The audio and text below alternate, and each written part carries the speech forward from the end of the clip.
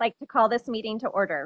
This is Independent School District 832, a regular meeting of the Mahtomedi School Board on Monday, July 8th, 2024, 7 o'clock p.m. Please join me for the Pledge of Allegiance. I pledge allegiance to the flag of the United States of America and to the republic for which it stands, one nation, under God, indivisible, with liberty and justice for all. Roll call of attendance, please. Done. Approval of the agenda. Can I get a motion to approve the agenda? So moved. Moved by Director Peterson, Second. second by Director Donna. Any discussion? So I would like to make an amendment to the agenda, and I'll just discuss why. We need to add superintendent report. There's been a few things that have come up that we didn't know about. And then obviously we'll have to add our closed session on after number 9. And then I'm asking, sorry to interrupt, Go ahead. but I asked you, I'd like to move, I had asked for the approval of, sorry. Cost share and C. access. Yeah, so actually item C, I'd like to change that to a discussion item. Instead of asking for your approval, I'm just going to share with you where we are with that cost share and access agreement with St. Andrews, but I'm going to wait on approval until there are a couple little changes, so I want to just wait a little bit longer before that approval. Will that go 7B? yes. And I'll just make a motion to amend the agenda. Moved. And then seconded by, how about seconded? Well, no, now I'm amending it. Second. Okay. Oh, man, I feel like I'm out of practice. All right, any discussion? Director Payne. I'd like to vote against this amendment because I think the superintendent evaluation should happen immediately because it was part of an agenda that just ended, and it's not fair to push that off to late into the evening. We've always done it earlier in order to be fair and equitable in our evaluation, not be in the meeting where we're super tired. So I'd like to see that earlier in the agenda and not just tacked on to the end as an afterthought, because it's important work that we do. And so I would vote this amendment down and make a new amendment if this is voted down to all of that except put that earlier. Any other discussion? Okay, well, we will vote on this as of now on the amendment to the agenda. All those in favor, please say aye. Aye. Those opposed? Nay. Motion carries. Now we'll vote on the underlying agenda. All those in favor, please say aye. Aye. Those opposed? Motion carries. The agenda is adopted as amended. Okay, approval of the consent agenda. Do I have a motion? So moved. Moved by Director Peterson, Second. second by Director Doman. Any discussion? All those in favor, please say aye. Aye. Those opposed? Motion carries. Okay, number 7 now, superintendent report. Yeah, so I'm sorry, Dennis. I did not share this with you until just now. Are you operating from back there or? I'm very sorry.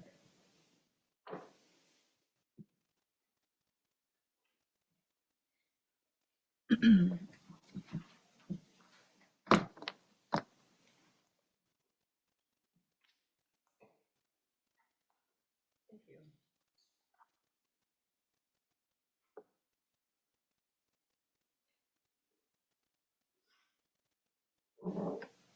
And I can just stand. It's the easiest if I just stand up here. I bring my mic with me. How if I do that? All right, there we go. Thanks. So as you know, there's, even with school out, there are still things happening around the district. So this is an opportunity to share a few of those things. I share with you some of the facility updates that are going on, particularly at OHA. It's hard to think that there are other things possibly going on given what's going on the roads outside of the middle school and high school. Some things that are happening around the district and then some upcoming events. So OHA we're replacing the carpet and windows and rooms are being repainted. So it's, if you can picture that brown carpet of OHA, it is going away and being replaced by this nice blue carpet. You might also notice the big pile of wood chips and mulch outside. The playground is also having a new surface and all new mulch. So OHA is well on its way to having some really nice updates. And you may also know, we've talked about this, that for next year, we're working on the planning for the indoor air quality updates at the district office for next summer. I love this picture. Oh my goodness. So community education had a community concert recently at the DEC with the Bazillions, and coming up on July 23rd, we have our next community concert with Todd and Tina. But just look at that little guy having a great time. So thanks to community ed for keeping things going during the summer. Also, community ed classes.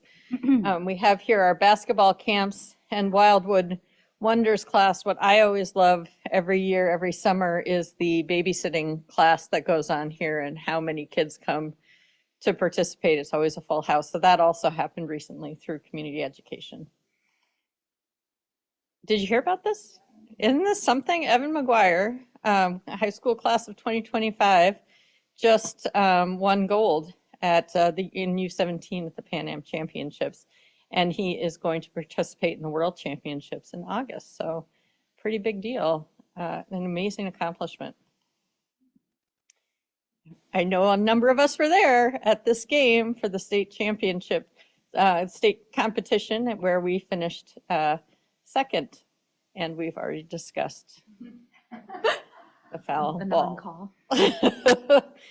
Around the district, we also have our summer academic programming at the high school. We had summer school that just wrapped up, and you'll notice that 110 courses were completed by 68 students during that time.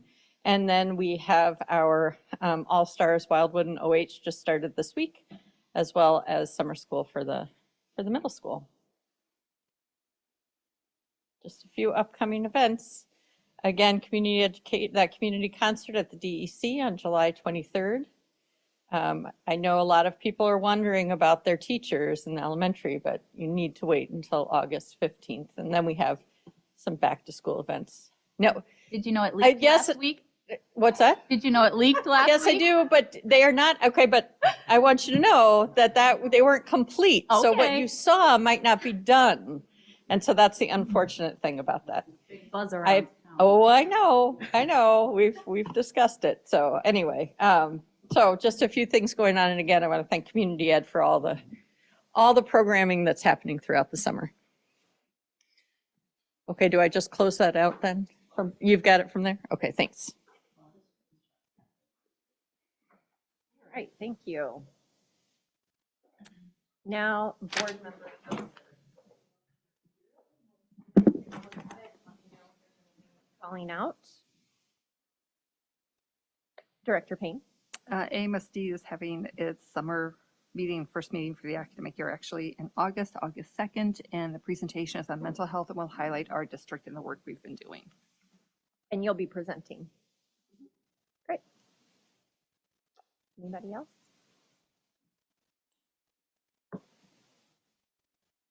Okay.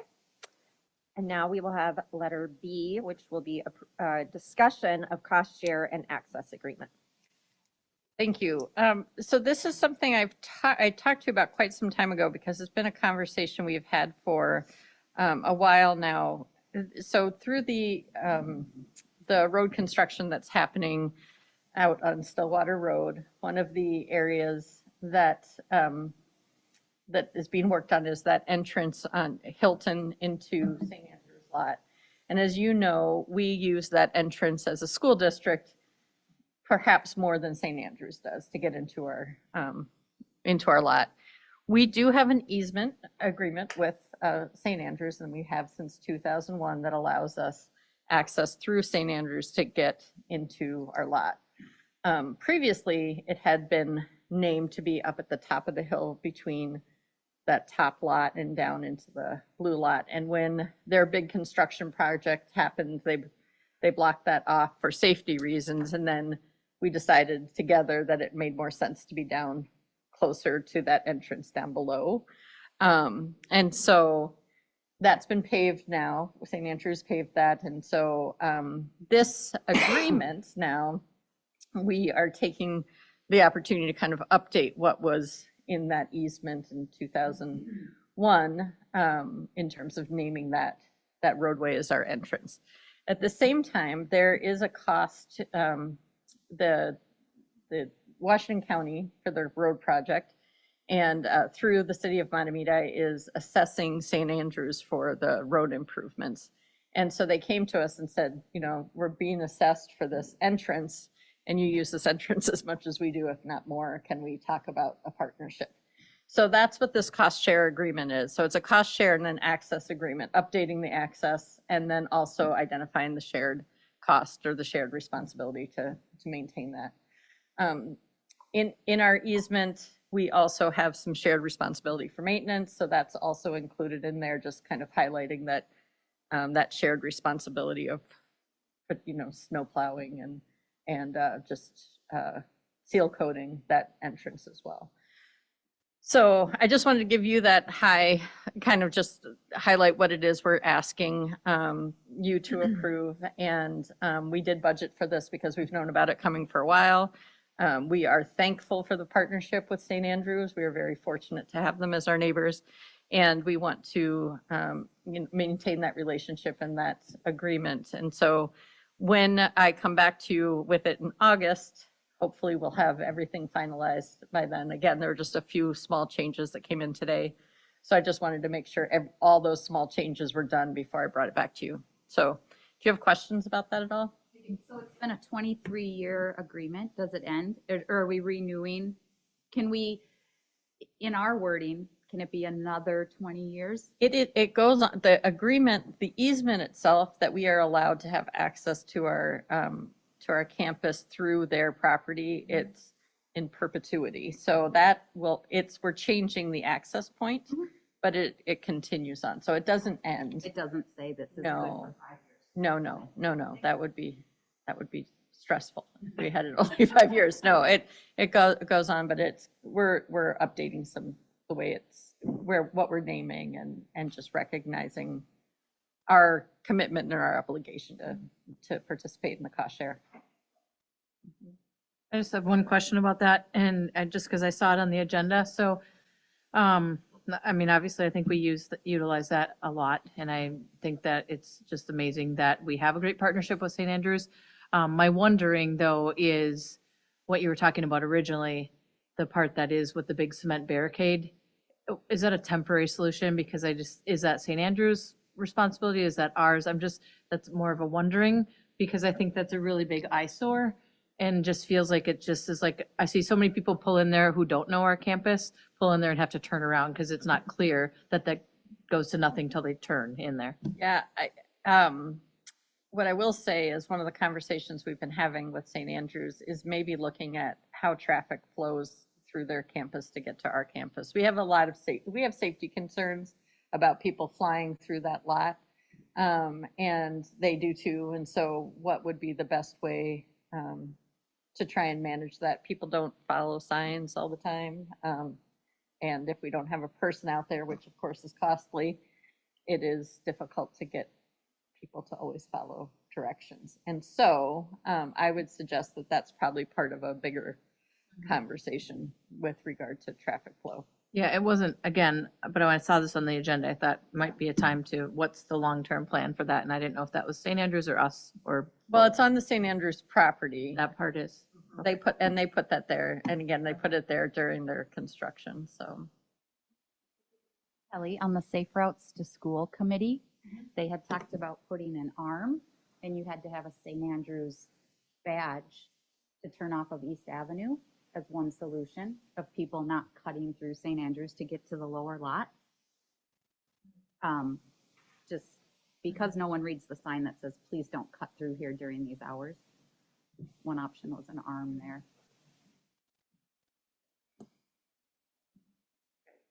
That was more of an update at this point. Yeah, thank you. And All right, I think thanks. we'll have it on the agenda next month. Right. Okay. Now on to action items. Approval of donations and grants totaling for June 2024, $20,086.20. I have a motion. So moved. Second. Second by Director Doman. Any discussion? I will just share all donations and grants are greatly appreciated. The use of these funds will be to further the mission of the school district and are used towards the wishes of the donors. All right, all those in favor, please say aye. Those opposed, motion carries. Approval of the 24-25 resolution for membership in the Minnesota State High School League. I'll just start by saying this was on our agenda for our last meeting, and it got tabled because there were board members who had some questions they wanted to ask of the State High School League prior to voting. Today, we did have a call with Executive Director of the State High School League, Eric Martins, and Ryan and Paul and Stacy all attended that call. And so I don't know if any of you have things you want to comment on before talking about this resolution. I can start, I guess. I thought the call was very helpful. My questions mainly surrounded governance, how they operated, and really how Mahtomedi schools or how any individual school district is heard through this, what I've come to learn is a pretty complicated structure of a governance system, to put it politely, maybe. So that was helpful to get a better understanding of that. I don't know if anyone else has any comments related to that. Yeah, I do. I was disappointed with the call, quite frankly. It was good to learn the different layers and how we interact with them. But specific to the incident that I think we're all aware of from a year or two ago, there just doesn't seem to be a degree of transparency with the organization, and I guess that's where my disappointment stems from. And so, one thought that I have is I'm obviously supportive of approving our membership in the Minnesota State High School League. I think it'd be very short-sighted not to approve that. However, I would like us to consider pushing a resolution through around a more transparent process for these disciplinary actions. I think it's unacceptable to be told that we can submit essentially an email with data points with our point of view. I think if there's a situation where they're going to overrule the punishments enacted by our leadership, then they at minimum have to take a conversation. That's just my point of view. So I'm not sure if anybody else agrees or disagrees or has questions, but that was kind of my take on the call this morning. Yeah, I would just agree. But I thought it was great to learn how we will go about doing that. So it's just like any of our other organizations, they have a process. So I think it's great if we want to move forward with submitting something. Yeah, I completely agree. So Barb, I don't know what the process would be if Aaron has to submit the resolution through our sub-chapter committee region. Yeah, I'm not really sure. So your question was a good one, was to try and be forward thinking and you asked, what would a district do in order to make changes for the future, essentially. And I didn't feel like we got a super clear answer about it, but it does seem like it would start with potentially our region and having regional support for something to be proposed at the board level. But it wasn't super clear, but I think that's how we would do it. That's what I took from it. I'm sorry. Everyone on the region committee right now? We do not. Mm-mm. We, That's a goal. yeah, we asked Well, I that. served on it. Yeah, I know. That was exactly, that was one of Stacy's questions, is when is there an opportunity for us to get representation? And so Aaron does have that for us, to help us figure out where that could be.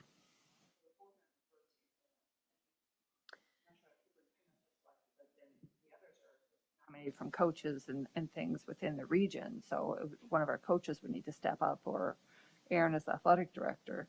Yeah, there were a number of different, so there are a number of different positions when we looked at it. So there are a few districts that have multiple representatives, for example. So how might we have one of ours? Mhm. Ryan, what do you do with your appointment?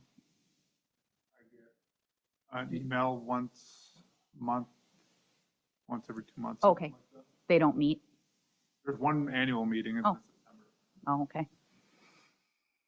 Board meets, and the board, as soon as they meet within the next 24 hours or so, they have their minutes out. So I follow all their minutes. I'm not sure if you are, Ryan, as well, but you can follow them on their website. A lot of them go out through social media outlets as well to say, here are minutes and things like that. So board members can follow them as close as they want, but the makeup of the high school league, part of it's statutory, because I know certain groups have appointing authority, and the governor has a certain number of seats he appoints. Yeah, he Right. went through I don't have my notes in front of me. He went through all of that with us and how those positions are either appointed by different organizations or the governor.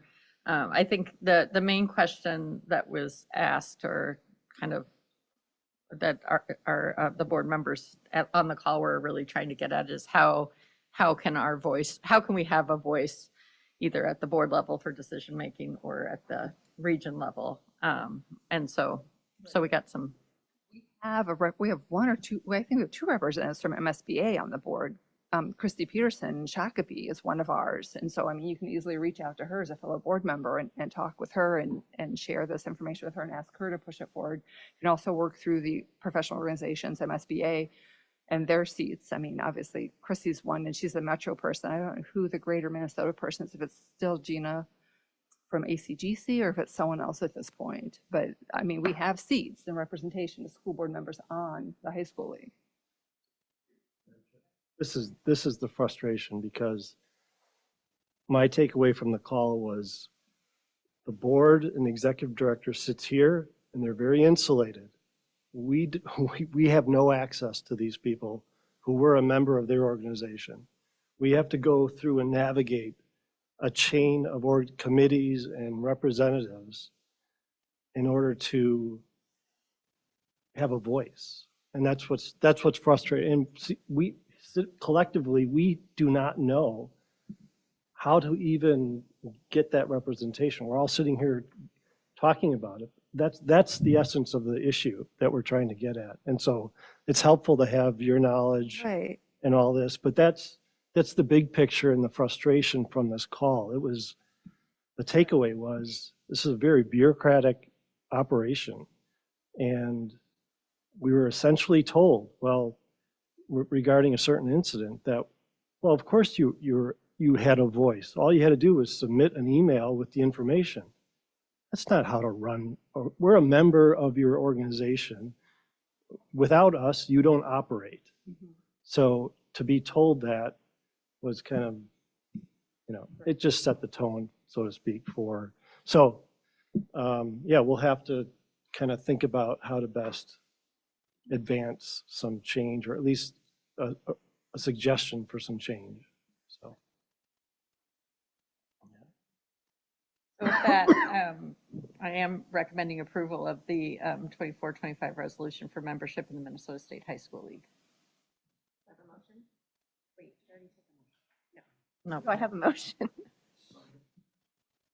Moved by Director Doman, Second. seconded by Director Donna. Any other discussion? All those in favor, say aye. Aye. Those opposed? Motion carries. Okay. Approval policies.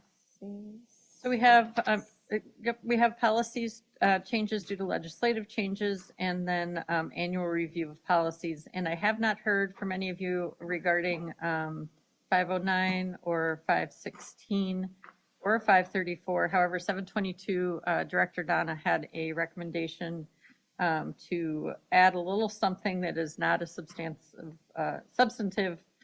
change. So I think the change he's recommending, we could continue with the approval. So, but he will share that with you. There's your intro. Madam Chair, members of the board. So policy 509, enrollment of non-resident students. Oh, I'm sorry, I said 722. I'm sorry, it's 509. Yep, I'm sorry. So my suggestion, and just, I don't want to hold up approval, but if people are amenable to this, under 4B, standards that may not be used for rejection of application, I thought it'd be helpful to clarify. It talks about, it reads, the school district may not use the following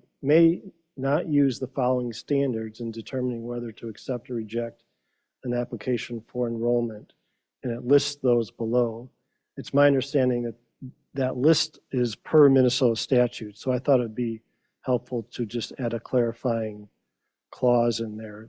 Per Minnesota statute 124D.03,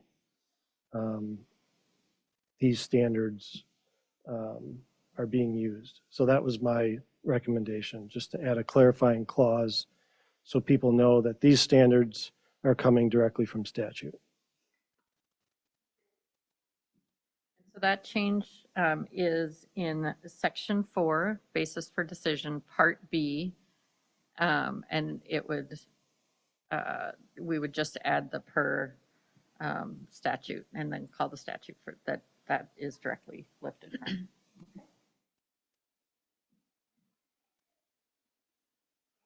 Okay, so then I'm again recommending approval of these policies. This is a final reading, asking for approval of all those policies, and with 509, with the change that we just discussed, which is just naming the statute, everything else the same as that we've discussed the past few meetings.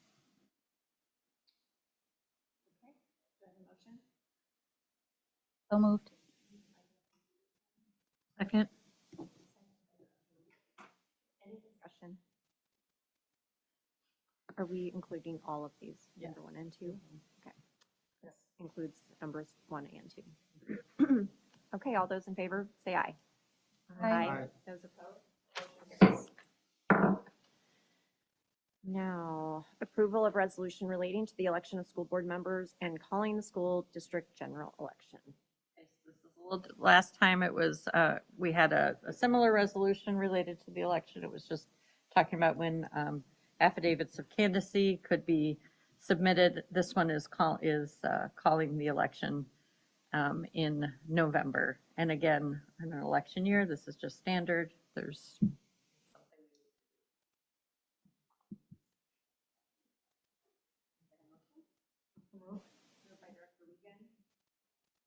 Second. Seconded by Director Peterson. Any discussion? All those in favor, say aye. Aye. Okay, now for committee reports. AMSD. So due to obligations to the Pellsby Board, at our last meeting, I was not here to give this report, so I'm giving reports for May, but the last meeting was actually held May 24th, at which point the MDE representatives came and gave a long and detailed overview of the legislative session. So if you're still having questions and things about session, that would be a good session to watch. And the next meeting, as we talked about earlier, is August 2nd.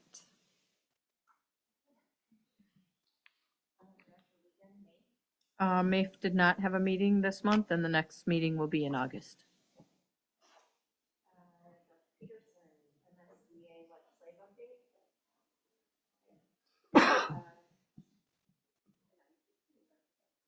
Nine 16, we last met on June 5th. The talking points were sent out to you all on June 10th. We talked about the teacher residency program. that 916 is taking part of. QComp presentation, we reviewed the annual impact report, we approved contracts for the superintendent, instructional assistants, and 11 more groups and people. We reviewed the budget, we approved fees for member districts, and since then, I have also been notified that their approval from the Pellsbury Board has come through, or they had their site visit for their teacher prep program, and it was very successful and should be approved at the next board meeting.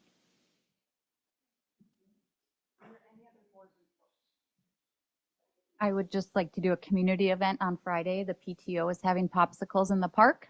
It is, if you want to show up with your school board name tag on, at 10 o'clock Friday morning at Wildwood. It is elementary school. It was also sent to incoming kindergartners, including, and then also including current kindergartners, just a meet and greet and meet other parents and kids.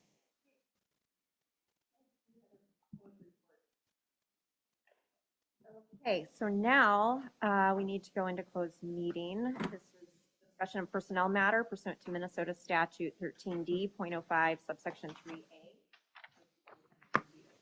3A. We will come back into open session, but it'll just be to adjourn. So for all of you attending, want to leave now, you won't miss anything.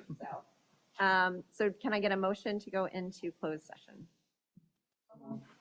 Moved by Director Doman, Second. seconded by Director Peterson.